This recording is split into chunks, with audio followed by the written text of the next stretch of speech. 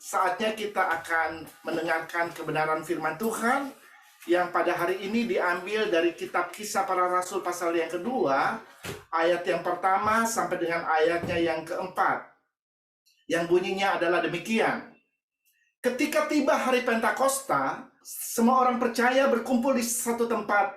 Tiba-tiba turunlah dari langit suatu bunyi seperti tiupan angin keras yang memenuhi seluruh rumah di mana mereka duduk. Dan tampaklah kepada mereka lidah-lidah seperti nyala api yang bertebaran dan hinggap pada mereka masing-masing. Maka penuhlah mereka dengan Roh Kudus. Lalu mereka mulai berkata-kata dalam bahasa-bahasa lain seperti yang diberikan oleh Roh itu kepada mereka untuk mengatakannya. Bapak, Ibu, Saudara, sedemikian jauh pembacaan firman Tuhan pada hari ini. Tema kita pada hari ini adalah penuh dengan Roh Kudus.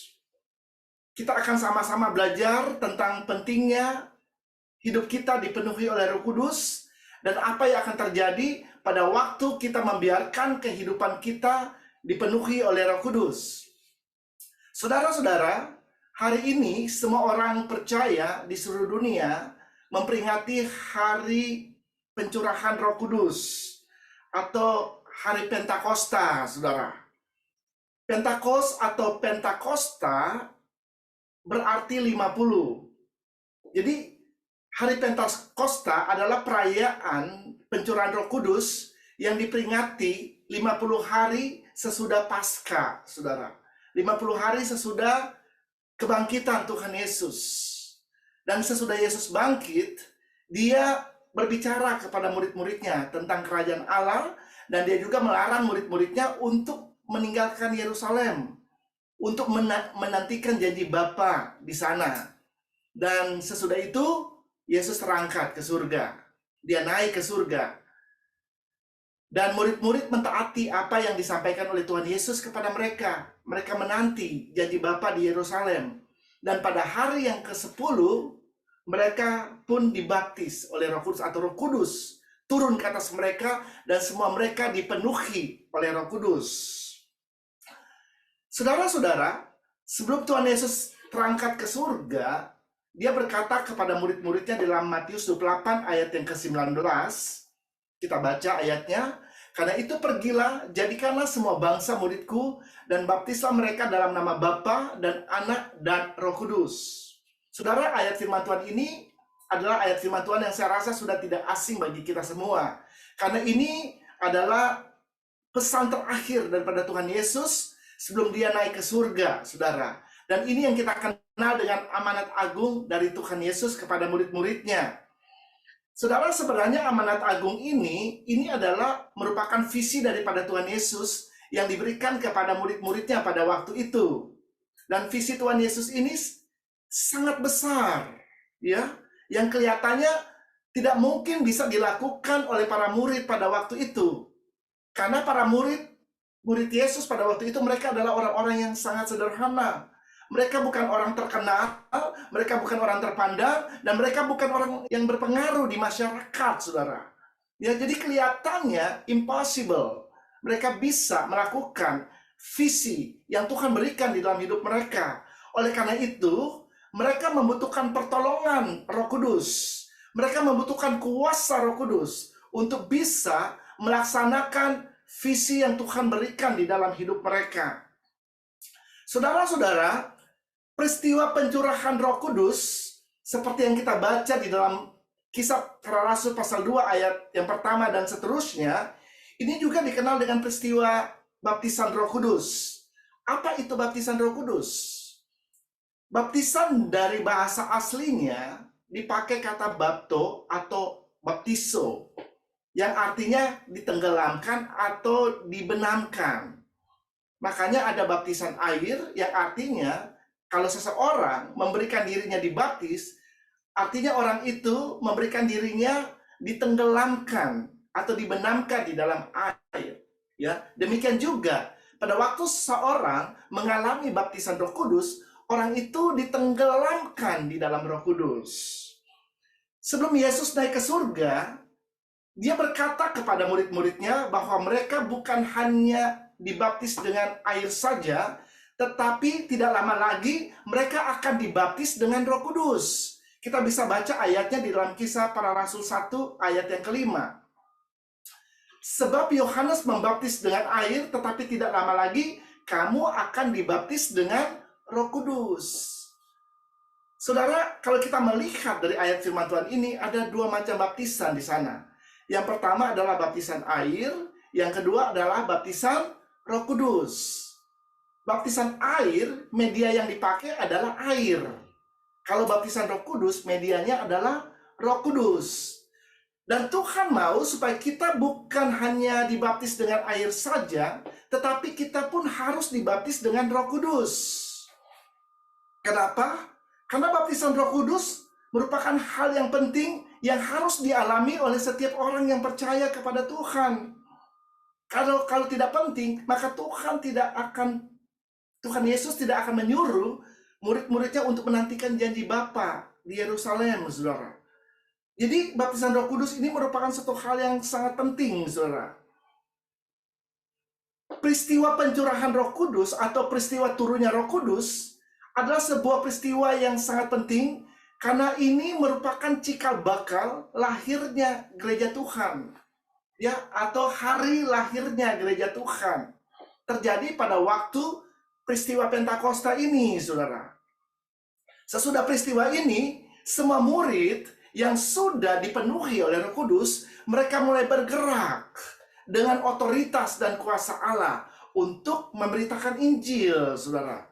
Sehingga gereja yang tadinya hanya berada di Yerusalem, bisa berada di tempat-tempat yang lain di luar Yerusalem, bahkan bisa tersebar ke seluruh dunia, saudara. Ini karena murid-murid mulai bergerak dengan kuasa Roh Kudus. Dan pencurahan Roh Kudus adalah sebuah berkat yang besar bagi gereja Tuhan. Karena dengan turunnya Roh Kudus, gereja bisa melakukan fungsi dan tugas yang diberikan kepada gereja, yaitu menjadi garam dan terang bagi dunia ini. Dan dengan pencurahan Roh Kudus, gereja bisa bergerak dan melakukan perbuatan-perbuatan yang besar. Dan dengan pencurahan Roh Kudus ini, gereja bisa menjadi saksi Tuhan. Bahkan bisa melakukan visi yang Tuhan Yesus berikan sebelum dia naik ke surga, saudara. Saudara-saudara, peristiwa kepenuhan Roh Kudus pertama kali terjadi pada waktu seseorang dibaptis dengan Roh Kudus. Sekali lagi, peristiwa kepenuhan Roh Kudus pertama kali terjadi pada waktu seseorang dibaptis dengan Roh Kudus. Firman Tuhan di dalam Efesus pasal yang kelima, ayat yang ke-18, dan janganlah kamu mabuk oleh anggur, karena anggur menimbulkan hawa nafsu, tetapi hendaklah kamu penuh dengan roh. Saudara-saudara, ayat firman Tuhan yang baru kita baca ini adalah sebuah firman yang merupakan kalimat perintah, saudara. Ya, yang namanya perintah, kalau dia berkata, janganlah kita mabuk oleh anggur, tetapi hendaklah kita penuh dengan roh. Namanya perintah Tuhan harus ditaati, ya. Di dalam Alkitab ini berisi begitu banyak perintah Tuhan. Dan semua perintah Tuhan itu harus ditaati, saudara. Dan saya percaya murid-murid Yesus mentaati apa yang Tuhan perintahkan kepada mereka. Mereka menunggu janji Bapa di Yerusalem. Sampai akhirnya Roh Kudus turun ke atas mereka dan memenuhi semua mereka pada waktu itu. Apa arti dipenuhi Roh Kudus? Dipenuhi dengan Roh Kudus artinya kita membiarkan dan mengizinkan Roh Kudus menempati dan memenuhi seluruh area dan bagian dalam kehidupan kita. Ya, hati kita harus dipenuhi dan dikuasai oleh Roh Kudus. Perkataan, perbuatan, semua harus dikuasai dan dikendalikan oleh Roh Kudus, saudara. Bahkan karakter kita harus dikendalikan oleh Roh Kudus, saudara. Ya, jadi dipenuhi oleh Roh Kudus, kita mengizinkan Roh Kudus untuk mengendalikan, untuk memenuhi seluruh area kehidupan kita, seluruh bagian kehidupan kita, sehingga tidak ada satu tempat pun yang lowong yang tidak dipenuhi oleh Roh Kudus. Nah, kita akan melihat Apa yang akan terjadi pada waktu seseorang membiarkan hidupnya dipenuhi oleh Roh Kudus? Yang pertama, perkataan orang itu akan dikuasai oleh Roh Kudus. Kita bisa lihat di dalam Kisah Para Rasul 2 ayatnya yang keempat. Maka penuhlah mereka dengan Roh Kudus, lalu mereka mulai berkata-kata dalam bahasa-bahasa lain, seperti yang diberikan oleh Roh itu kepada mereka untuk mengatakannya. Saudara-saudara, pada waktu murid-murid penuh dengan Roh Kudus, firman Allah ini menjelaskan, lalu Roh Kudus memberikan atau mengambil alih perkataan mereka. Dan mereka mulai berkata-kata atau mulai berbahasa dengan bahasa-bahasa yang lain, saudara. Saudara, perkataan ini merupakan satu hal yang sangat penting. Karena kitab Amsal berkata, hidup dan mati dikuasai oleh lidah. Ya, makanya perkataan kita harus juga dikuasai oleh Roh Kudus. Berkata-kata dengan bahasa lain mempunyai pengertian bukan hanya berkata-kata dengan bahasa roh saja, tetapi juga bisa berarti segala perkataan kita diperbaharui dan dikuasai oleh Roh Kudus, saudara. Sehingga perkataan-perkataan yang sembarangan, perkataan-perkataan yang sia-sia, tidak ada lagi keluar dari mulut kita, saudara. Tetapi dari mulut kita akan keluar perkataan yang membangun, yang menguatkan, perkataan-perkataan firman akan keluar dari mulut kita, saudara. Ya, perkataan yang dikuasai oleh Roh Kudus, yaitu perkataan-perkataan yang menceritakan tentang kebesaran Tuhan. Ya, perkataan-perkataan yang memuliakan Tuhan. Kita bisa baca di dalam Kisah Para Rasul 2 ayat yang ke-11. Baik orang Yahudi maupun penganut agama Yahudi, orang Kreta dan orang Arab, kita mendengar mereka berkata-kata dalam bahasa kita sendiri tentang perbuatan-perbuatan besar yang dilakukan Allah. Haleluya. Ya, jadi pada waktu peristiwa Pentakosta atau pencurahan Roh Kudus ini terjadi, yang murid-murid mulai berkata-kata dengan bahasa-bahasa yang lain tentang perbuatan-perbuatan Allah yang besar. Dan pada waktu itu, di tempat itu juga ada hadir bangsa-bangsa dari tempat yang lain, saudara. Ya, bangsa-bangsa dari seluruh dunia hadir di situ, saudara. Dan mereka dikatakan mereka bukan orang Yahudi, tapi mereka adalah penganut, ya, penganut agama Yahudi, ya. Jadi pada waktu itu ada orang-orang yang non-Yahudi, tetapi mereka mempercayai apa yang dipercaya oleh orang Yahudi, saudara. Dan mereka menganut agama orang Yahudi. Orang-orang yang seperti ini biasanya disebut proselit, ya, orang-orang yang menganut agama Yahudi, saudara. Dan mereka ada di sana, saudara. Dan mereka mendengarkan bagaimana ketika murid-murid dikuasai oleh Roh Kudus, mereka mengucapkan kata-kata yang memuliakan Tuhan, membesarkan Tuhan, mengatakan tentang perbuatan-perbuatan Allah yang besar, saudara. Ya, berkata-kata dalam bahasa lain juga bisa mempunyai pengertian bahwa mulai saat itu, sejak murid-murid itu dipenuhi Roh Kudus, ya, sejak saat itu keselamatan telah sampai kepada bangsa-bangsa yang lain. Ya, bukan terbatas hanya kepada orang Yahudi saja. Ya, keselamatan juga diberikan kepada bangsa-bangsa yang lain. Sebab orang yang hadir di sana adalah orang yang hadir dari segala bangsa, saudara. Ya, mereka mendengar bagaimana para murid berkata-kata dalam bahasa yang mereka bisa mengerti. Ya, ada bahasa Media, ada bahasa Libya, ada bahasa Mesopotamia, dan bahasa-bahasa yang lain dari semua bangsa yang hadir di situ. Setelah pencurahan Roh Kudus, bukan hanya bangsa Israel yang dipilih Allah untuk menjadi bangsa pilihan Allah, tetapi setiap orang yang mau percaya kepada Tuhan Yesus sebagai Tuhan dan Juru Selamat di dalam hidupnya mempunyai kesempatan untuk menjadi bangsa pilihan Allah, saudara. Saudara dan saya sebagai gereja Tuhan, kita pun ini adalah bangsa pilihan Allah. Amin. Ya, kita bisa baca itu di dalam 1 Petrus 2 ayatnya yang ke-9. Coba kita lihat ayatnya. Tetapi kamulah bangsa yang terpilih, imamat yang rajani, bangsa yang kudus, umat kepunyaan Allah sendiri, supaya kamu memberitakan perbuatan-perbuatan yang besar dari Dia yang telah memanggil kamu keluar dari kegelapan kepada terangnya yang ajaib. Saudara-saudara, kita semua orang yang percaya kepada Yesus dan orang-orang yang sudah ditebus oleh darah Yesus, kita pun ini adalah umat pilihan Allah. Ya, kata kamu di sini ini diperuntukkan buat gereja Tuhan. Amin, saudara, dan saya adalah gereja Tuhan. Ya, orang-orang yang sudah ditebus oleh darah Yesus. Dan kita adalah orang-orang pilihan Allah yang dipersiapkan oleh Allah untuk melakukan perbuatan-perbuatan yang besar. Haleluya. Kita dipersiapkan untuk menjadi saksi Tuhan bagi dunia ini. Ya, selanjutnya kita akan lihat apa yang akan terjadi pada waktu seseorang dipenuhi oleh Roh Kudus. Yang kedua, orang itu akan bergerak dengan kuasa Roh Kudus untuk menjadi saksi Tuhan. Kita baca dalam Kisah Para Rasul 1 ayatnya yang ke-8. Tetapi kamu akan menerima kuasa kalau Roh Kudus turun ke atas kamu, dan kamu akan menjadi saksiku di Yerusalem dan di seluruh Yudea dan di Samaria dan sampai ke ujung bumi.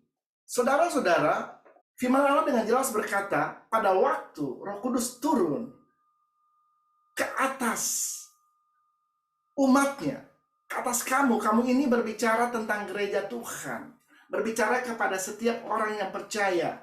Ya, pada waktu Roh Kudus turun, mereka akan menerima kuasa. Kuasa untuk apa? Kuasa untuk menjadi saksi Tuhan, saudara. Karena memang tanpa kuasa Tuhan, tidak mungkin kita bisa menjadi saksi Tuhan.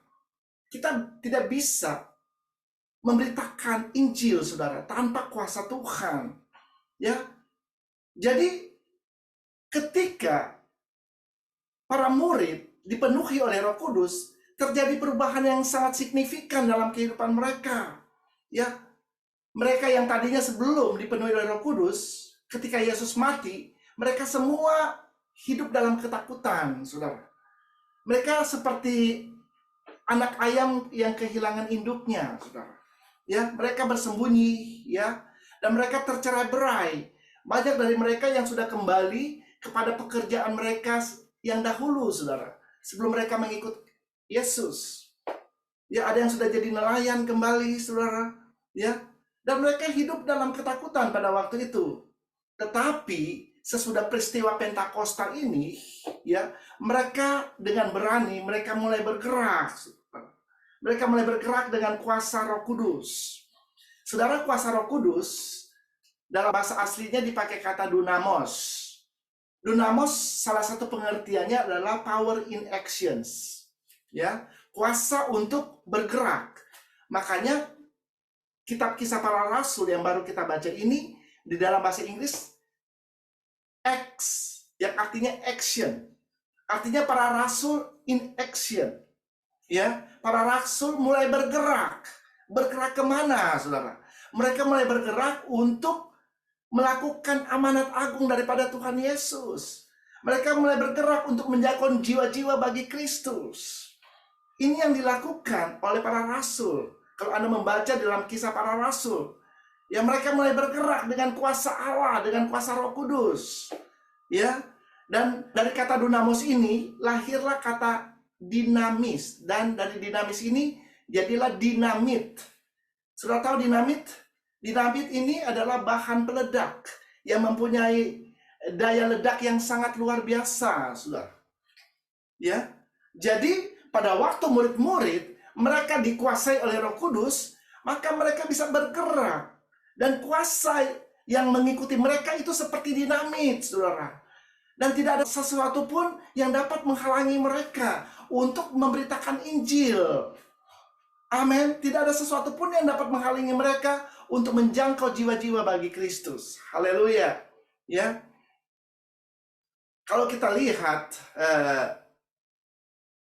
para murid, semua murid Yesus, mereka mati sebagai martir karena memberitakan Injil, saudara. Hanya satu orang dari murid Yesus, yaitu Rasul Yohanes, yang tidak mati walaupun dia disiksa, dan akhirnya dia dibuang ke Pulau Patmos dan dipekerjakan paksa di sana. Dan di sana dia menulis kitab Wahyu, saudara.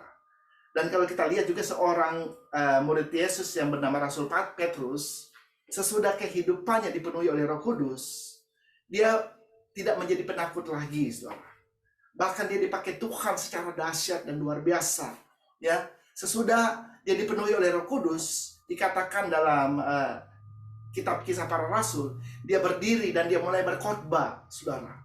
Dan pada waktu dia berkhotbah, ada 3.000 orang yang bertobat dan memberi diri mereka dibaptis. Ini luar biasa, saudara. Ya, kuasa Roh Kudus luar biasa, saudara. Ya, walaupun pada akhirnya Rasul Petrus itu harus mati, ya. Dan pada waktu di kematiannya dia berkata, kalau nanti aku disalib, dia mati disalib, saudara. Ya, aku tidak mau disalib dengan kepala di atas, kaki di bawah. Tapi dia mau disalib secara terbalik, saudara. Ya, kakinya di atas, kepalanya di bawah. Karena dia merasa tidak layak untuk disalib sama seperti Tuhan Yesus. Kenapa ini bisa terjadi? Karena orang ini dipenuhi oleh Roh Kudus, saudara. Haleluya. Yang ketiga, apa yang terjadi pada waktu kehidupan seseorang dipenuhi oleh Roh Kudus? Kepenuhan Roh Kudus membuat buah Roh Kudus terpancar dari kehidupan orang itu. Ya, kita bisa lihat ayatnya dalam Galatia 5 ayat 22 sampai 23. Tetapi buah roh ialah kasih, sukacita, damai sejahtera, kesabaran, kemurahan, kebaikan, kesetiaan, kelemah lembutan, penguasaan diri. Tidak ada hukum yang menentang hal itu. Saudara-saudara, orang-orang yang membiarkan kehidupannya dipenuhi oleh Roh Kudus, pasti buah Roh Kudus itu akan terproduksi di dalam hidup mereka. Karena buah roh itu adalah miliknya Roh Kudus. Orang-orang yang dipenuhi oleh Roh Kudus, karakter ilahi, karakter Allah, buah Roh Kudus, itu pasti akan terpancar dan nyata di dalam hidup mereka. Amin. Saya percaya kita semua mau memiliki karakter ilahi. Amin, saudara. Kita semua mau mempunyai buah Roh Kudus di dalam hidup kita. Dan buah Roh Kudus itu bisa terpancar dalam hidup kita.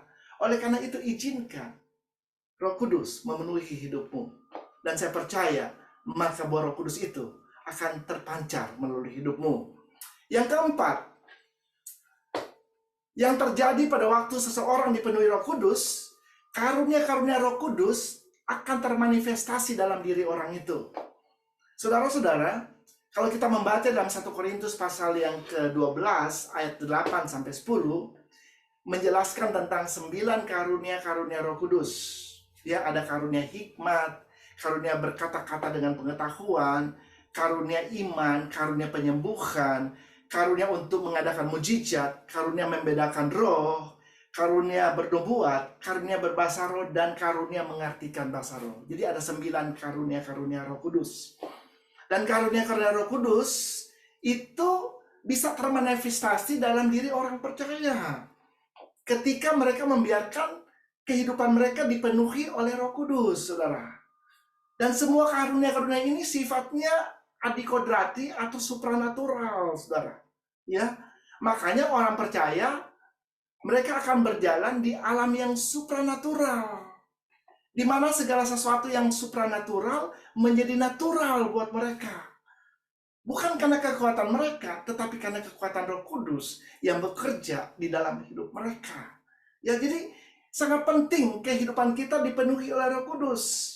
Kalau engkau hendak melihat mujizat-mujizat Allah terjadi di dalam hidupmu, engkau harus mengizinkan Roh Kudus memenuhi hidupmu. Ya, salah satu pengertian dari dunamos atau kuasa Roh Kudus itu adalah the ability to perform miracles. Ya, kemampuan atau kuasa untuk melakukan mujizat, saudara. Saya percaya kita semua berjalan di dalam mujizat-mujizat Allah. Ya, sesuai dengan tema kita tahun ini pun, the year of miracles. Ya, tahun mujizat. Kalau Anda yang mau mengalami mujizat Allah dan melihat mujizat Allah terjadi dalam hidupmu, Anda harus dipenuhi oleh Roh Kudus. Sehingga mujizat Allah bisa terjadi dan engkau lihat itu di dalam hidupmu. Haleluya. Ya. Yang kelima, yang terakhir, orang yang dipenuhi oleh Roh Kudus, orang itu akan dipimpin oleh Roh Kudus ke dalam seluruh kebenaran. Ya, kita baca ayatnya dalam Yohanes pasal 16 ayatnya yang ke-13. Tetapi apabila ia datang, yaitu Roh kebenaran. Roh kebenaran ini adalah Roh Kudus, saudara. Ia akan memimpin kamu ke dalam seluruh kebenaran. Sebab ia tidak akan berkata-kata dari dirinya sendiri, tetapi segala sesuatu yang didengarnya itulah yang akan dikatakannya, dan ia akan memberitakan kepadamu hal-hal yang akan datang. Haleluya. Ya, saudara, kita lihat di sini. Apabila ia datang, yaitu Roh kebenaran. Roh ini akan memimpin kita ke dalam seluruh kebenaran, saudara. Karena kehidupan orang percaya, habitatnya adalah hidup benar. Ya, habitat kita sebagai orang percaya adalah hidup di dalam kebenaran, saudara. Kalau seseorang berkata bahwa dia sudah dipenuhi oleh Roh Kudus, tetapi dia tidak hidup di dalam kebenaran, dan masih menyintai dunia ini, masih suka mengumbar hawa nafsu, atau suka hidup mengikuti keinginan daging, maka orang ini adalah seorang pendusta, saudara. Dan kebenaran tidak ada di dalam dirinya.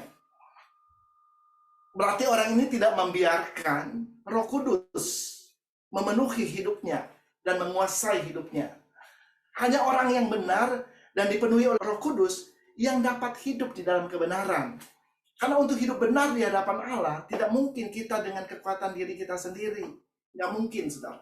Ya, kita harus membiarkan Roh Kudus yang sudah ada di dalam hidup kita untuk memimpin kita.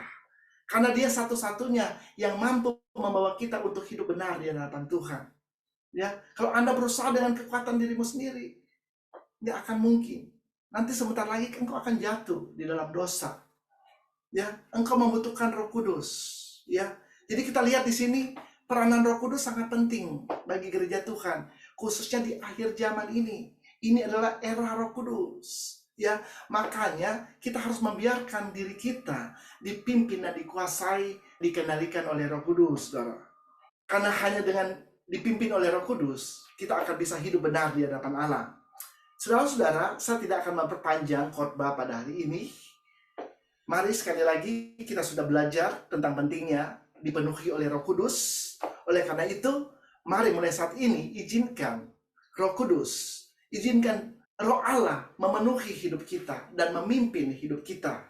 Sehingga kehidupan kita bisa merefleksikan Kristus, saudara. Karakter Allah, buah roh, karunia Roh Kudus bisa termanifestasi dan terpancar melalui hidup kita. Pikiran, perkataan, perbuatan kita haruslah dikuasai dan dikendalikan oleh Roh Kudus. Saya percaya pada waktu Roh Kudus memenuhi hidup kita, Anda akan berjalan di dalam kemenangan. Anda akan berjalan di dalam mujizat demi mujizat. Dan kita akan dipakai sebagai perpanjangan tangan daripada Tuhan untuk memenangkan dunia ini. Dan adakan banyak jiwa bisa dimenangkan bagi Kristus. Amin.